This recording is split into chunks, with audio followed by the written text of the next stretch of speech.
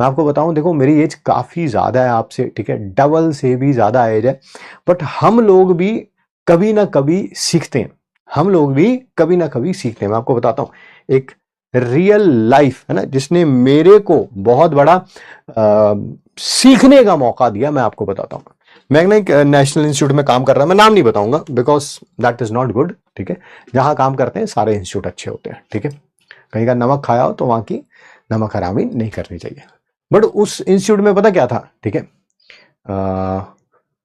हमें सिर्फ टॉपर वाले बैच ही मिलते थे, सही बात बता रहा हूं मैं आपको, टॉपर्स को पढ़ाने का मौका मिलता था। पता ही नहीं होता था नॉर्मल बैचेस में क्या होता है, क्या नहीं होता है, कितना बच्चा पढ़ते हैं नहीं पढ़ते हैं, कौन पढ़ाता है नहीं पढ़ाता, कुछ नहीं पता होता था। सालों साल सिर्फ टॉपर्स ही मिलते थे, उन्हीं को पढ़ाते थे, उनका रिजल्ट बड़ा शानदार आता था, मतलब कि, और बैच में बच्चे भी बहुत कम होते थे भाई, 10-10, 12-15, 12-15, 20-25, 30-50, ऐसी, डिपेंडिंग अपॉन कौन सी क्लास है कौन सा है, ठीक है। एंड उसी में से जैसे मान लो जेई का बैच मिला और जेई में मान लो 25 बच्चे हैं, तो भाई 20-22 का आईआईटी में बहुत अच्छा रैंक आ जाता था, 2-3 जो बाकी बचते थे उनका ठीक ठाक रैंक आ जाता था। नीट में मान लो 25 बच्चे हैं, तो भाई 25 में से 20-22 का तो बहुत ही जबरदस्त रैंक आ जाता था, 2-3 का ठीक ठाक रैंक आ जाता था, ठीक है, ऐसा ही चलता रहा। तो फिर आपकी मेंटालिटी भी वही बन जाती है, मतलब कि आप इतने साल इन्हीं को पढ़ाते रहोगे तो समहाउ सी थोड़ा बहुत चेंज आ जाता है। तो आपको लगा, मेरे को लगने लगा यार रिजल्ट तो सिर्फ यही नहीं कहा था यार, बाकी तो सिर्फ मुंह माया है, ठीक है ना, बाकी सिर्फ मुंह माया, क्योंकि रिजल्ट में तो यही दिखते हैं, अखबार में फोटो तो इन्हीं की छपती है, ठीक है। तो माइंड में कहीं ना कहीं कंसीव हो गया कि रिजल्ट सिर्फ टॉपर्स का ही आता है, और मेरा बिलीफ हो चुका था, मैं झूठ नहीं बोलूंगा, ठीक है। बट मैंने इंस्टीट्यूट किया चेंज, ठीक है, दूसरा भी नेशनल इंस्टीट्यूट है, ठीक है, वो भी बहुत बढ़िया इंस्टीट्यूट है, बट उनकी पढ़ाने का तरीका बिल्कुल अलग था। वो क्या करते थे, वो हमें टॉपर्स का बैच देते थे,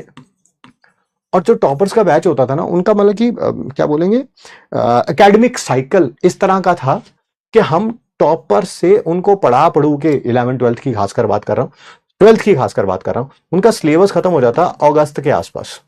अगस्त कह लो सितंबर कह लो, इसी के आसपास सिलेबस खत्म हो जाता था। अब अगस्त सितंबर में बिल्कुल लास्ट में जाके कुछ बैचेस बनते हैं, ठीक है, कुछ बैचेस बनते हैं, तो ऑब्वियसली यार टीचर का यूटिलाइजेशन तो करना है, ठीक है। तो ये हम टीचर्स को, जो कि इनसे थोड़ा बहुत फ्री हो जाते थे, क्योंकि अब इनका सिर्फ डाउट्स लेने हैं, सिर्फ इनका टेस्ट लेना है, तो टाइम उतना नहीं लगता है, ठीक है। तो सिलेबस क्योंकि कंप्लीट हो चुका है, अब हमें ये नीचे का कोई ना कोई बैच दे दिया जाता था, और भाई उनका पूरा का पूरा सिस्टम ही ऐसा था। वो पता क्या करते थे कि गधे से गधा बच्चा लेते थे, ठीक है, सुनना मेरी बात को, बड़ी इंपॉर्टेंट बात बता रहा हूं, ये मेरे लिए, मैंने सीखा है इससे, पता नहीं आप सीखेंगे कि नहीं सीखेंगे, वो आपके ऊपर डिपेंड करता है, ठीक है। तो आप वो ना बच्चों को लेते थे और रगड़ते थे उन्हें, भाई पत्थर होता था, पत्थर, क्या बोला मैंने, बच्चा क्या है, पत्थर होता था, और हमें भी लगता था भाई पत्थर ही है ये तो, है ना, बड़ा ही मुश्किल है इसका कुछ हो जाए। बट उनका एकेडमिक सर्कल ऐसा था कि भाई रगड़ो रगड़ो रगड़ो रगड़ो, बच्चे को सुबह बुला रहे हैं, डमी स्कूल करवा देते थे उन बच्चों का अगर 11th-12th में, ठीक है, और सुबह बुला रहे हैं और रात के 8-8 बजे छोड़ रहे हैं, भाई सुबह 8 बजे बच्चा आ रहा है, रात को 8 बजे आ रहा है, और सारे बच्चे बहुत ज्यादा अच्छे नहीं थे पढ़ने में। भाई ये मैंने सीखा कि ऐसे बच्चों से भी रिजल्ट आता है। आई वुडेंट से कि इसका रैंक 1 आ जाएगा, मैं झूठ नहीं बोलूंगा, है ना, कि झूठ बोलने का मैं कह दूं ओहो इसने इतनी मेहनत करी कि इसने टॉपर्स को भी बीट कर दिया और रैंक 1 आ गया, ये नहीं। पर भाई अच्छा रैंक लेके आते थे, 3 डिजिट में रैंक ले आते थे, 1000-1500 के आसपास रैंक ले। तब मैंने सीखा नहीं यार, ऐसा नहीं है कि कोई एवरेज बच्चा है तो उसका सिलेक्शन नहीं हो सकता, बट उसके लिए एफर्ट ज्यादा लगानी पड़ती थी। पता है इनकी खूब पिटाई होती थी, नेशनल इंस्टीट्यूट में पिटाई, हाँ भाई मैंने करी है ना, कभी उनमें से कोई बच्चा मिल जाएगा ना दिल्ली में तो तुम्हें दिखाऊंगा मैं, ठीक है, भाई खूब पिटाई करते थे इनकी। और भाई इनमें से बच्चे जो अपना रंग बदलना शुरू करते थे, क्यों, क्योंकि इनको पता था पिटाई होगी भाई, भाई पिटाई के डर से सिलेक्शन हो जाता। मुझे लगा भाई कितनी बढ़िया बात है यार, 2 साल में 2 बार पिटाई होगी, ज्यादा ज्यादा एक एवरेज देखें तो एक बच्चे की 2-3 बार पिटाई होती है, रोज थोड़ा पिटता है यार, कोई शर्म आ जाती है हर किसी को। वो 2-3 मतलब कि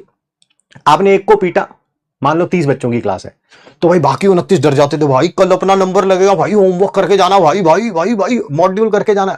आप सोचो उस डर से ही बाकी 29 जो है 2-3 हफ्ते फिर ठीक चलता रहता था। फिर एक जना उसमें से है ना गधों की तरह बिहेव करता था, फिर उसको पकड़ो, फिर उसको पीटो, ओ भाई अगले फिर एक हफ्ता 1 महीना आराम से बीत जाता था, 1-1.5-2 महीने, ठीक है। आप सोचो इसमें से बहुत अच्छा रिजल्ट निकलता था।